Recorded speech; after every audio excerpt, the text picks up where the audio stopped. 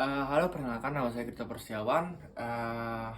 Di sini saya akan menjelaskan riset pemasaran dan riset pasar. Oke. Yang pertama saya akan menjelaskan riset pasar. Ya, definisi riset pasar. Riset pasar merupakan faktor kunci untuk mendapatkan keuntungan lebih dari penting. Riset pasar menyediakan informasi penting untuk mengidentifikasi dan menganalisis kebutuhan pasar, ukuran pasar, dan persaingan. eh ada juga manfaat riset pasar. Yang pertama, riset pasar yang baik dan keputusan yang berkualitas membuat fakta-fakta dari penelitian pemasaran memastikan bertahan hidup dari bisnis di pasar. Lalu yang kedua, dengan penelitian kualitas pasar, Anda dapat mengidentifikasi peluang untuk bisnis Anda dan dalam waktu yang sama untuk mencegah benang yang akan datang dari pasar. Yang terakhir, Anda akan selalu tahu dan terus-menerus belajar tentang pelanggan Anda, pesaing Anda, dan upaya pemasaran Anda. Di riset pasar ada juga proses riset pasar. Identifikasi tujuan penelitian yang pertama, yang kedua adalah mengumpulkan data dari pasar, yang ketiga evaluasi data yang dikumpulkan, yang keempat analisis data yang dikumpulkan, lalu ada interpretasi dan analisis, yang terakhir penyebaran produk akhir dari penelitian untuk pengambilan keputusan. Lalu saya di sini akan menjelaskan apa itu riset pemasaran. Riset pemasaran atau marketing research. Identifikasi yang sistematik dan objektif dalam mengumpulkan, mengoleksi, menganalisis, dan memutuskan berdasarkan suatu informasi untuk tujuan mengembangkan pembuatan keputusan dalam hubungannya dengan identifikasi dan penyelesaian masalah-masalah dan kesepakatan-kesepakatan yang ada dalam pemasaran. Lalu peran riset pemasaran. Ya, ada pula peran riset pemasaran. Apa peran riset pemasaran? Yang pertama merupakan cara efektif untuk menentukan produk atau layanan yang laku jual. Lalu merupakan sarana manajemen yang efektif dan efisien. Lalu merupakan sarana yang baik secara metodologi dan statistik. Lalu merupakan proses ilmiah yang bersifat netral dan memberikan hasil yang tidak bias atau valid. Lalu yang terakhir merupakan sarana mendekatkan perusahaan dengan konsumen atau promosi secara halus. Ya, ada 3 peran fungsional riset pemasaran. Yang pertama, fungsi deskriptif, yaitu pengumpulan dan penyajian pernyataan tentang fakta. Yang kedua, ada fungsi diagnotis, itu adalah penjelasan tentang data atau tindakan. Yang ketiga itu fungsi prediktif, spesifikasi tentang bagaimana menggunakan riset deskripsi dan diagnotis untuk memperkirakan hasil keputusan pemasaran yang direncanakan. Oke, ada juga kriteria riset pemasaran. Yang pertama, relevan, menghasilkan informasi yang dibutuhkan untuk merespon tantangan atau menyelesaikan masalah pemasaran yang dihadapi. Lalu yang kedua, ada tepat waktu. Hasil penelitian selesai tepat waktunya. Lalu yang ketiga itu adalah efisiensi. Setiap riset pemasaran harus memberikan nilai tambah lebih besar daripada biaya yang telah dikeluarkan. Lalu ada objektif, agar hasil penelitian berkualitas baik sehingga kesalahan interpretasi dapat dihindari. Lalu ada juga klarifikasi riset pemasaran.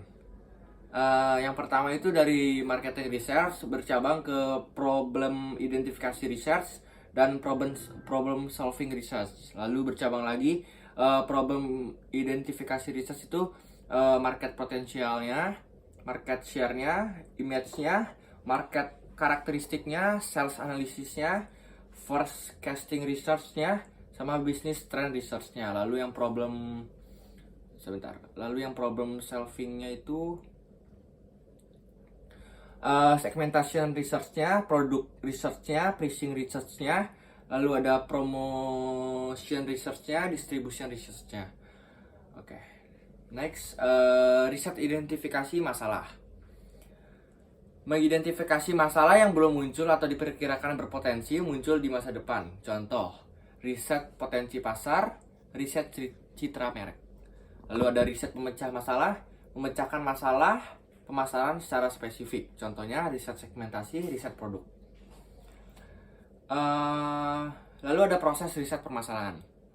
Ya, ada perumusan masalah riset, penentuan desain riset, metode pengumpulan data, membuat rancangan dan metode pengambilan sampel, analisis dan interpretasi hasil riset, dan terakhir ada penulisan dan penyampaian laporan akhir. Oke, yang pertama, perumusan masalah riset. Riset hanya dapat dirancang secara sistematis untuk memberikan informasi berharga jika masalah yang dihadapi telah dirumuskan secara jelas dan akurat. Lalu, penentuan desain riset.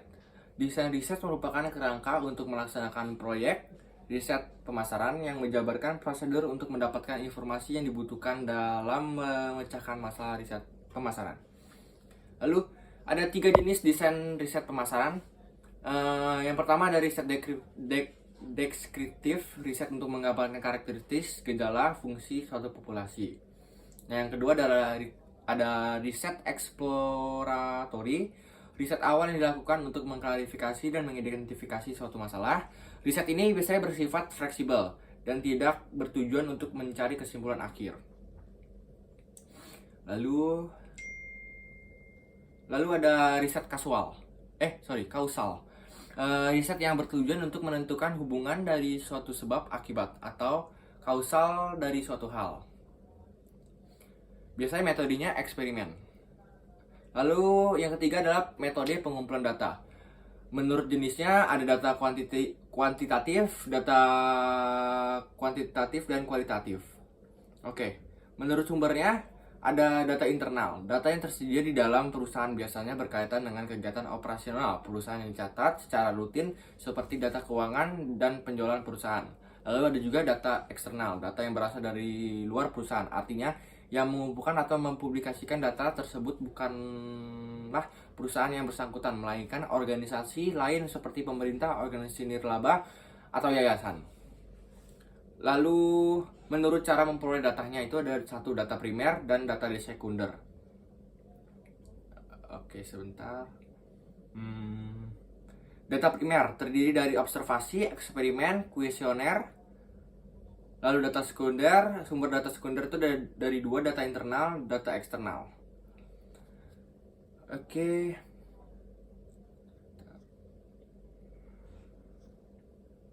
Lalu, yang kelima ada analisis data. Editing, proses pengecekan untuk memastikan bahwa data yang akan diolah tidak asal isi atau asal jawab, konsisten dan dapat dipertanggungjawabkan. Editing dilakukan bertahap. Yang pertama adalah editing lapangan, lalu editing menyeluruh. Lalu ada pengodean atau coding, proses memberikan simbol pada pertanyaan maupun jawaban. Lalu di sini saya akan menjelaskan analisis data dengan alat analisa tertentu.